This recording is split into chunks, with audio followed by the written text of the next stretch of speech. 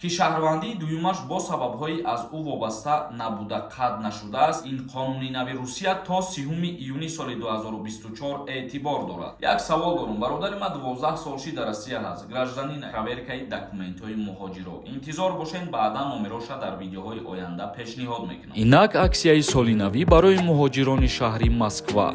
Агар ба шумо духтури дандон лозим бошад, пас ба рақамҳои рӯи экран дар тамос бошед.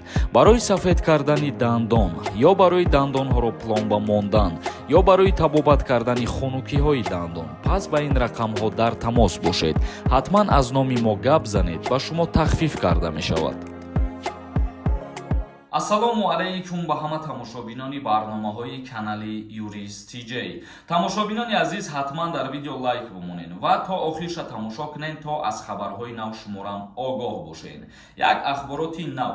Федератсияи Русия ба муҳоҷироне ки душаҳрвандӣ доранд иҷозаи кор дар сохторҳои давлатӣ дод. қонун иҷозаи кор ба афроди дорои душаҳрвандӣ дар муассисаҳои давлатии Русия ва мақомоти маҳаллӣ аз ҷониби Шӯрои Федератсияи Русия тасвиб шудааст. ин қавонин то 30 июни соли 2024 эътибор дорад. тибқи қонуни нав, ҳар шаҳрванди Русия ки шаҳрвандии дуюмаш бо сабабҳои аз ӯ вобаста набуда қатъ нашудааст, метавонад дар ин кишвар хизматчии давлатӣ шавад. яъне нафароне ки двойное гражданство доранд, аз иҷа пас метавонанд ки дар сохторҳои давлатии Федератсияи Русия кору фаъолият кунанд. мисол мегирем, агар сохторҳои давлатӣ гуфта суд, прокуратура, адел, шӯъбаҳои милитсия ана ҳамин чизоро дар назар доранд. қайд кардан мумкин аст ки хизматчиёни давлатӣ, мақомдорони маҳаллӣ, шахсони мансабдор ва хизматчиёне ки шаҳрвандии давлатии хориҷиро доранд, метавонанд то 30 июни соли 2024 хизмат кунанд ё дар мансабҳои гуногун кор ва фаъолият кунанд. яъне гуфта мешавад ки ин қонуни нави Русия то 30 июни соли 2024 эътибор дорад. тибқи иттилооти вазорати умурии дохилии Федератсияи Русия, ҳар рӯз қариб 500 нафар шаҳрвандони ҷумҳурии Тоҷикистон дар Федератсияи Русия соҳиби шаҳрвандии Русия мегарданд.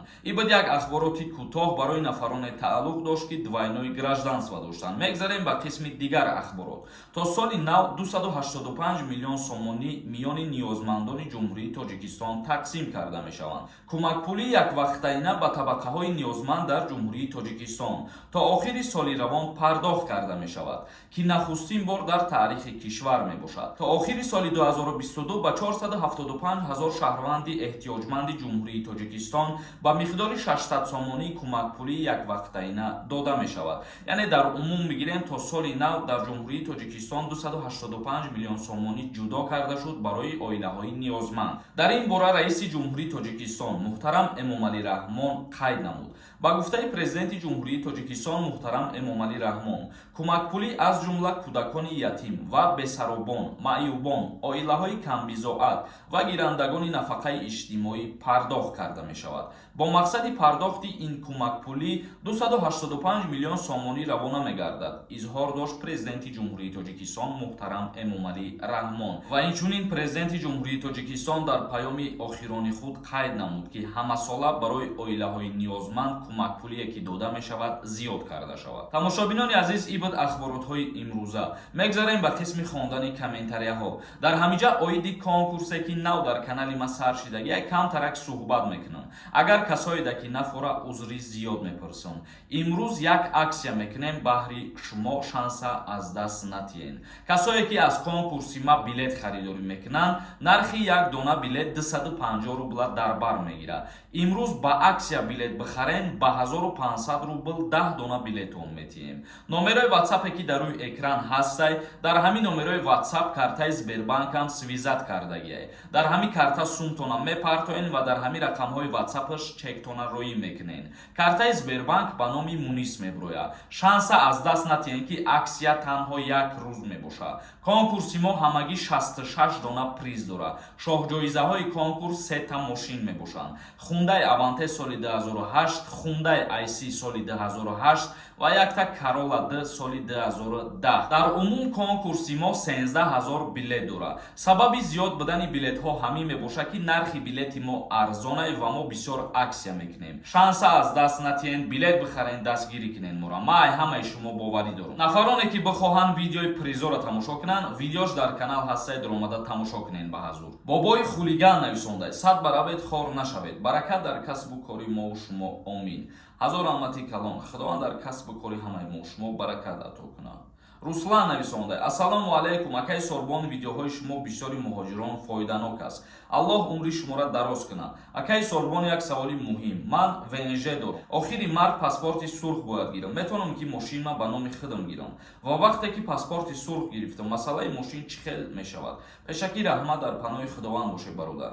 Бародари азиз, ман дирӯз ба ҳамин саволи ту ҷавоб додам. ҳазор раҳмати калон аввалан барои суханҳои хубат. агар ки ту шаҳрвандии Русияро надошта бошӣ, мошин бихарӣ, ба номи худат оформит кардан метавонӣ. ин чиза қонунгузории Русия манъ кардагӣ нест. восиев нависондай: раҳмати калон акаҷон, хела маълумотҳои заруриро фаҳмидем.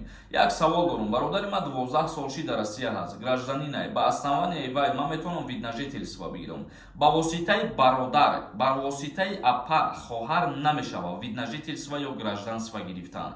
танҳо бародар ба воситаи падару модараш метавонад ки шаҳрвандии Россия бигирад, ё ки падару модар метавонанд ки ба воситаи ана ҳамин бародари ту бигиранд гражданствои Россияра ва баъдан ту ба воситаи падару модарат метавонӣ ки дастрас кунӣ ҳуҷҷатҳои мехостагита. Аҳмад Комилов нависонда: ассалому алайкум, акай Сорбон, худованд баракататия барои иқа ғарибора падешгаҳод. раҳмати калон. ҳазор раҳмати калон шумодан барои қадар дастгирӣ кардантон. миннатдорум мара. Сомон нависондай: ака худованд турам ақл додай. чӣ қати беақло спорид мекунӣ? дар кор нест. мо ҳамавақт одамои олима ба ақл пас мезананд. чашми дидан надорам. баъд ки бимиранд меган ӯ шоири мо буд. гапошува гӯш накард, фақат ба пеш. ҳар касе ки сухани бад мегамурад, мо ҳаволаи ӯро ба худо меспорем.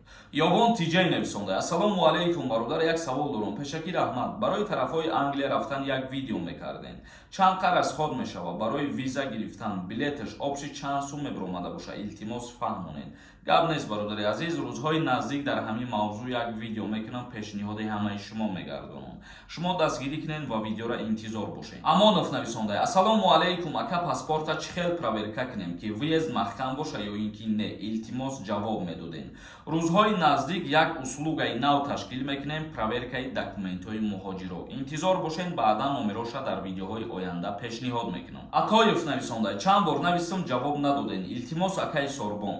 ассалому алайкум, акай Сорбон, як савол доштам. ман двойное гражданство дорам. ман метавонам бе гирифтани загранпаспорти Русия ба паспорти тоҷикӣ ё ин ки ба загранпаспорти тоҷикӣ ба Тоҷикистон сафар кунам? илтимос, ака ҷавоб тен. зарурай. пешакӣ ҳазор раҳмати калон. дар коротон барор мехоҳам.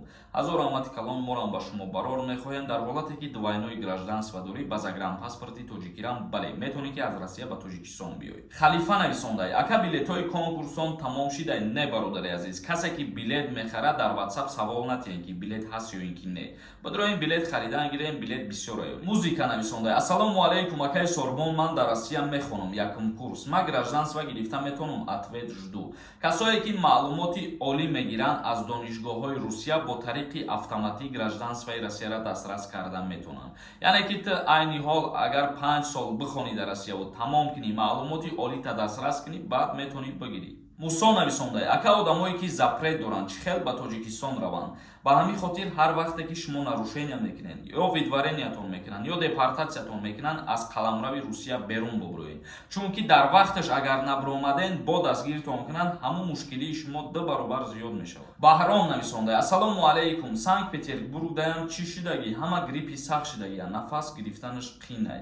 дар ҳама ҷо айни ҳол ҳамин гуна мебошад ва дар Федератсияи Россия дар баъзе аз шаҳрҳош маҳдудиятҳо ворид кардасиянд. ба ҳамин хотир Акрамҷон нависондай: ассалому алайкум, чӣ қарори нав биромадааст ки мо эҳтиёт кунем? қарори нав оиди беморӣ дар Федератсияи Русия, оиди пешгирӣ кардан аз беморӣ. Муҳиддин нависондай: ассалому алайкум, ака патент уже қимат шидаг ё ин ки не? дар ҳамин мавзӯъ камтарак мефаҳмонӣ. дар Москва чанд сум шидаг?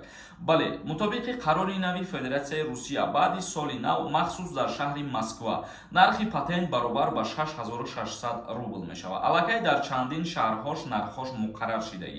тамошобинони азиз, ба ҳамин барномаи имрӯзара ҷамъбаст мекунем. то видеоҳои оянда, худованд ҳамаи мо шуморо нигаҳбон бошад.